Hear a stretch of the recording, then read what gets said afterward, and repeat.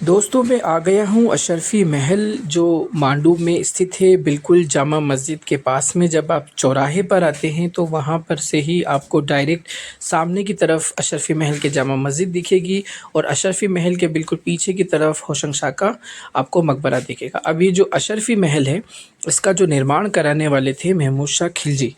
और बिल्कुल ये जो ऊपर की तरफ आप जो मेन एंट्रेंस देख रहे हैं इसी के पीछे महमूद शाह खिलजी का मकबरा भी है। हकीकत में वो मकबरा नहीं है, सिर्फ उसके रूइंस ही रह गए। और सामने जो आप देख रहे हैं ये एक तरह का पहले मीनार था, जीत का प्रतीक बनाया था उन्होंने जब उन्होंने राणा सांगा को हरा दिया था।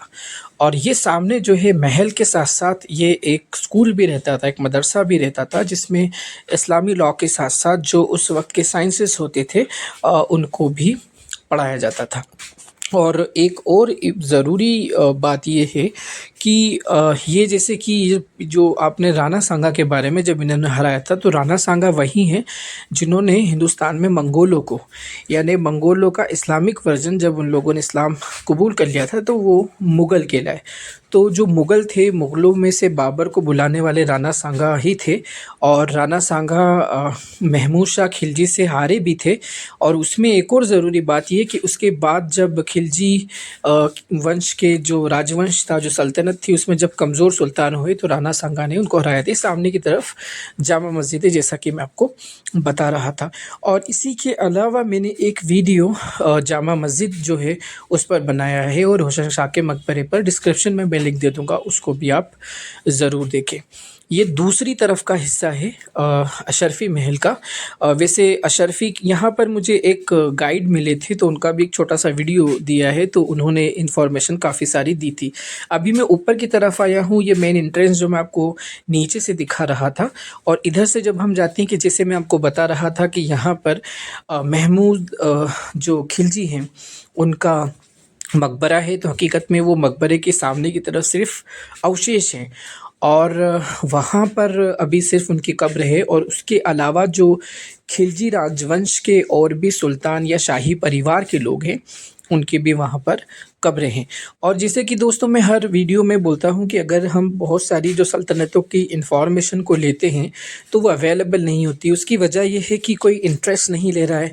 और स्पेशली क्योंकि जो अफ़गान जब अखंड भारत था तो अफ़गानी लोगों ने, जो पश्तून लोगों ने कलमा तौहीद पढ़ लिया था, सच्चे परमेश्वर को अपना लिया था, अल्लाह को अपना लिया था। और जो जातिवादी धर्म है, मनुवाद जो है, क्योंकि कहीं ना कहीं सभी लोग इससे त्रस्त थे कि उन्हें वो इज़्ज़त नहीं मिलती थी।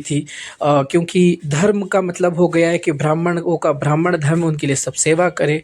और मैं हर अपनी वीडियो में बताता हूँ कि क्षत्रिय ब्राह्मणों के लिए लड़े और शूद्र उनकी सेवा करे, वैश्य उनके लिए कमाए। तो उसी तरह से जो अफ़गान लोग थे सबसे पहले तो बुद्धिज़्म की तरफ गए, जैसे कि वहाँ पर बुद्धिज़्म फैला। और बुद्धिज़्म के बाद फिर से वापस से मनुवाद, जातिवाद, जो ब्राह्मण धर्म ने पैर पसार लिए थे, तो उसके बाद फिर उनको मौका मिला कलमा पढ़ने का, इस्लाम कबूल करने का, तो उन लोगों ने इस्लाम कबूल किया। अब दूसरी एक चीज़ ये कि इस्लाम कबूल करने के बाद में आज के जो मुसलमान हैं उनके साथ में वही मनुवादी बहुत बुरा सलूक कर रहे हैं। और वो बुरे सलूक में एक चीज़ ये भी है कि उनके साथ भेदभाव हो रहा है या फिर अन्याय हो रहा है या अत्याचार हो रहा है। तो उसके लिए अभी फ़िलहाल तो यही है कि शिक्षा हासिल करेगा, शिक्षा करेंगे तो इन सब चीज़ों से दूर हो जाएंगे। ये है महमूद शाह खिलजी की कब्र। और यहाँ पर कभी एक बड़ा सा गुंबद होता था जैसे कि आपको मैंने बताया होशंग शाह गोरी का मकबरा, तो उसी तरह से ये मकबरा भी एक वक्त में बहुत सुंदर हुआ करता था। और यहाँ पर ये जितने भी सामने की तरफ देख रहे हैं ना, अब ये सिर्फ अवशेष हैं।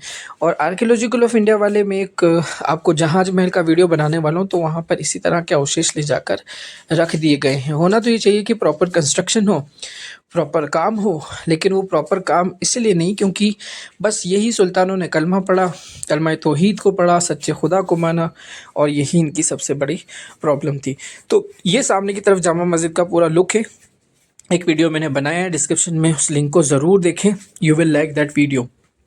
तो दोस्तों ये मालवा सल्तनत के बारे में मैंने बहुत सारी उस वीडियो में भी इंफॉर्मेशन दी है और you will like that information as I tell you in my all videos that I am traveling all over India to tell you the story of all सूफिया एंड औलिया एंड सल्तनत of India. So, and thank you for your support, because you guys supported me a lot, and people are watching my videos all over the world, not only in India. So thank you for your support, thank you for sharing the videos, thank you for liking the videos, and thank you for subscribing the channel. So friends, it is you that because of you the channel is growing, people are liking. So I'm so much grateful and thankful to you for all kind of your support. And I'll keep making videos and keep giving you the right information about our history, और history of our land India. And वो uncle जो साथ में थे उनका भी एक video आप ज़रूर देखिए। आप जहाँ खड़े हुए देख रहे हैं इस मांडो की आबादी एक टाइम में 9 से 10 लाख की आबादी रही। ये शहर जो है बुलंद रहता था। इस मांडू गांव का ओरिजिनल नाम रहा साजियाबाद। साजियाबाद के बाद में नाम रखा गया इसका आनंद की नगरी। और 1952 में नेहरू जी जब मांडू आए तो इसका नाम दिया गया सिटी ऑफ जॉय। मांडू को बारादरी के नाम से जो है जाना जाता था। जो भी आदमी यहाँ मांडू के अंदर आता था तो वो जो है भटक जाता था। इसीलिए किसी ने किया है कि घर पे चले हैं, कुछ दिल में कुछ अरमान है, एक तरफ बियाबान है, दूसरी तरफ शमशान है, बम भट्टी ठोकरों से टकराई उसके बयान है। ये मुसाफिर जरा समझ के चले, किसी दिन हम भी एक इंसान है। जिस जगह खड़े हुए हैं बिल्डिंग का नाम है असरफी महल। असरफी का मतलब होता है गोल्ड कॉइन। ये उस जमाने के अंदर जो है मोहम्मद सिद्दी ने इसको मदरसा बनाया था जहाँ पर बच्चों की तालीम दी जाती थी। इसके ऊपर 4 महले का बना हुआ फ्रूट रहा। यहाँ बताया गया है कि राणा सांगा और मोहम्मद सिद्दी का युद्ध हुआ था। तो युद्ध में 2 बराबर रहते हैं, इसीलिए राणा सांगा चित्तौड़गढ़ स्तंभ बनाता है, मोहम्मद सिद्दी यहाँ विजय स्तंभ बनाता है। नीचे बच्चों के छात्रों के लिए जो है रहने के लिए रहा। मोहम्मद सिद्दी को राणा सांगा ने जो है बंदिश बना के रखा था। ऐसी मांडो क्षेत्र आप लोग जो देखेंगे तो पूरा 72 किलोमीटर से। तो दोस्तों 6 लाख की आबादी का ये शहर अब लगभग 10,000 की आबादी का भी नहीं है, और इसमें से मुस्लिम्स की आबादी 150 है अंकल के मुताबिक, क्योंकि ही इज़ ऑल्सो अ मुस्लिम गाय। और ये वो महल है, मदरसा भी रहा है। और कभी आप मांडू आए, इट्स वेरी ब्यूटीफुल सिटी, आपको बहुत अच्छा लगेगा। दिल्ली के बाद में सबसे ज़्यादा मॉन्यूमेंट हेरिटेज धरोहर जो है वो मांडू में ही है। So thank you for watching and thanks a lot for your kind support, and this was about Ashrafi Mahal. So have a nice day.